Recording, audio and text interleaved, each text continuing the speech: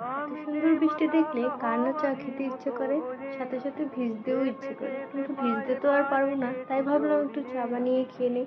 অবশ্য আমি এত ভালো চা বানাতে পারি না, আমার মা খুব ভালো চা বানায়। সে খুব সময় নিয়ে যত্ন করে চা বানায়। আমার এত ধৈর্য নেই। আমি খুব তাড়াতাড়ি জলদি সহজে যেটা হয়ে যায় আমি সেটাই করি। আমার চায়ে এত বেশি উপাদানও নেই। আমি শুধু পানি, চিনি আর চা পাতা দিয়ে পানিটাকে ভালোভাবে ফুটিয়ে যখন কালার গাঢ় হয়ে যাবে, তখন সেই পানিটাকে ছেঁকে নিয়ে সেই পানির মধ্যে দুধ দিয়ে আবার একটু ফুটিয়ে নিয়ে ব্যাস, হয়ে গেল আমার চা। অবশ্য খেতে এতটা খারাপও লাগে না, খেতে কিন্তু বেশ ভালোই লাগে। অবশ্য আমার মার চা বেশি টেস্টি এটার চাইতে, তবে এটাও খারাপ না। এই তো আমার চা হয়ে গেল।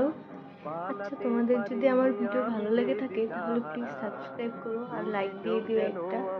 ঠিক আছে, তো আজকের মতো বাই বাই।